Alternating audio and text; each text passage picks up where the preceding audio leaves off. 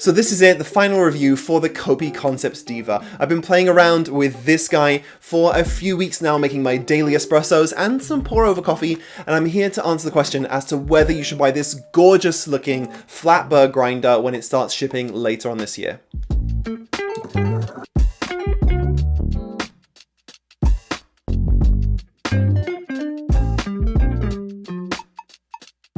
Firstly, a massive congratulations to Brandon for more than doubling the original Kickstarter goal to get the Deva out. I'm really glad to see projects like this getting funded and supported, especially when it comes in such a beautiful package.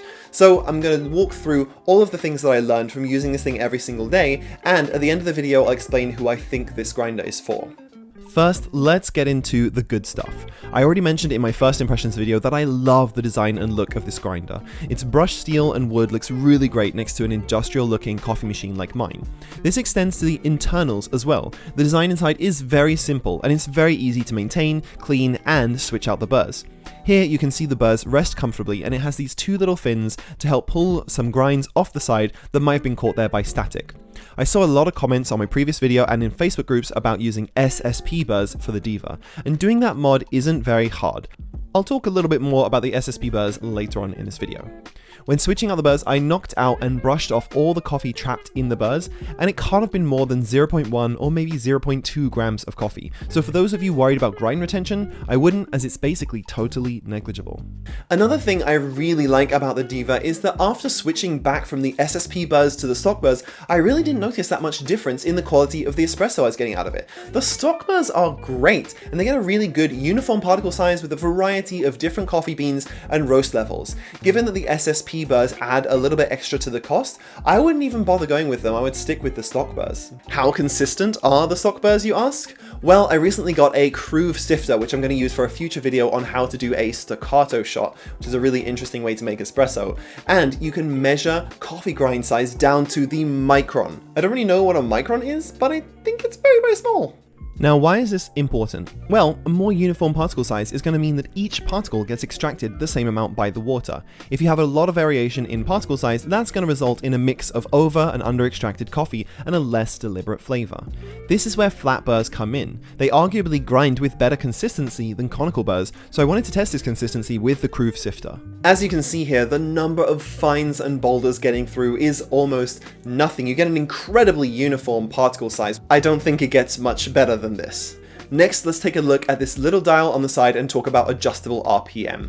Being able to adjust the RPM on a home espresso grinder like this is a huge deal. But I think a lot of home baristas might be asking, what is the benefit of this? Why shouldn't I just turn it all the way up to full and get my coffee grinds out faster? According to this post on Barista Hustle, higher RPMs increase static and they can make a slightly wider variance in grind size, especially towards the end of the grind, where beans are more likely to bounce away from the grinder burrs without the weight of coffee above them to push them down. In a single dose grinder with this kind of feature, you're sacrificing speed for uniformity. The faster you grind, the less uniform your grinds will be. The adjustable speed is useful to adjust while grinding to slow down the speed towards the end of the grind to reduce bouncing and get a better uniformity. That takes quite a bit of presence. You've got to be concentrating, which is why I usually just ground at a medium speed of around 400 or 500 RPM. This brings me to another interesting finding from my testing. At the maximum speed of the grinder around 1000 RPM, I got this weird thing where the coffee grinds would get stuck up inside the funnel and then all drop out at once I stopped the motor. I'm not sure why this is happening, but it could be related to static keeping the grinds in the top of the funnel. It isn't a big problem, but I really like the way the funnel doses in this sort of rotating way that evenly spaces out the coffee in your portafilter. Having it all dump into a mound isn't anywhere near as satisfying. So 400 to 500 RPM was the sweet spot for me. But at that speed, it sometimes took a long time to grind coffee, especially if it was a darker roast. One dark roast took around 22 seconds to grind for an 18-gram espresso on the 400 RPM that I preferred. At 1000 RPM, that same coffee took 14 seconds, but it's still a lot slower than conical burr grinders, which maybe won't get as uniform, but they're generally faster. It's a trade-off for sure, and because of the speed, I don't know if I would use a Kopi Deva in a high-volume cafe where the slower speed of the flat burrs might interrupt your workflow a little bit. Two caveats there. This is a prototype, so I'm not sure how much this will change for the final product, and also I've never worked in a cafe before, so I don't really know anything. Another question I saw was about cleaning. The whole funnel comes off easily, which I discovered when I was switching out the burrs. So if I wanted to go in and do a deep clean, there's basically nothing standing between me and the entire structure of the grinder. The whole structure actually feels pretty minimalistic to me, and it's low on complicated moving parts that might fail and need replacement. There are just single big parts that are thick, reassuringly heavy steel, so I expect that this grinder will last a long time and be able to handle a heavy workload. So about those SSP burrs. The SSP burrs are a little narrower than the stock burrs, so there is some setup required in raising it a step higher than the stock and compressing the inside of the burr to make sure it stays level.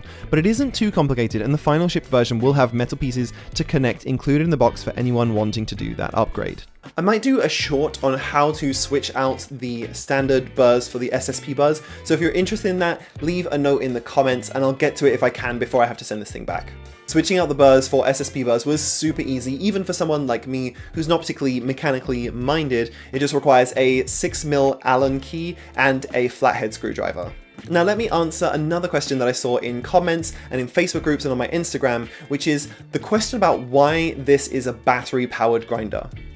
I didn't really understand the worry about this, but of course batteries do lose their charge over time. However, the Deva does work fully when plugged into the wall, and this is a really useful option for people like me who live in foreign countries where the power is different from maybe the US or the UK. Kind of like a laptop, the Deva came with a power charger that goes from 100 volts to 240 volts and either 50 or 60 Hertz, so you can use it basically anywhere in the world. For someone like me living in Japan, this is super useful. I can use it with just a plug adapter. I don't have to go out and spend £100 or more on an expensive transformer to get it to work in Japan like I have to with my espresso machine. Another issue raised was about the size of the opening, which I'm calling the gobble. Please help me make that catch on. In all honesty, the gobble opening is a little small. I've managed to fit 38 grams of coffee in there before it got to the top, so it's good enough for a single dose for a pour over or French press, and can easily do any portafilter basket. Seems like this is really designed for espresso, so I don't consider this a big problem, but if you wanted to grind up a whole bunch of coffee to give to a friend who doesn't have a grinder, for example, that would take quite a long time and be a bit of a pain. It's not something that bothers me very much, but it might be a concern for others. I did ask Brandon about this, and it really is a design choice. Of course, there are some drawbacks to having a smaller opening and not having a hopper like a standard coffee grinder, but it really does just look beautiful, and once you change that, you end up losing some of that magic that makes the Kopi Deva look so great. And really, where it counts, it's a fantastic grinder. The coffee grinds that I got out of this helped me make some of the best espresso shots I've ever gotten out of my Sylvia. I really enjoyed playing around with the Kopi Deva for the last few weeks, and I'm mortified that I have to send it back soon. So over to you in the comments. Are you planning on getting a Kopi Deva, or are you interested in other coffee grinders at this price range? I hope you found this video useful, and I'll be watching closely as the Kopi Deva starts to get sent out to backers later on this year. Thank you so much for watching this video, and I'll see you on the next one.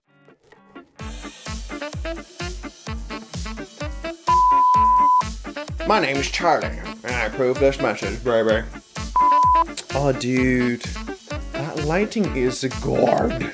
Look at that, and you got like the yellow over here, this guy, and then the, oof. It's like, oh, it's lighting my skin beautifully. Enough of that, you waiter. I'm really glad to see projects like it. That was bad. So I can actually and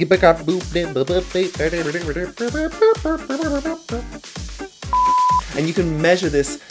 We can measure this. You get an incredibly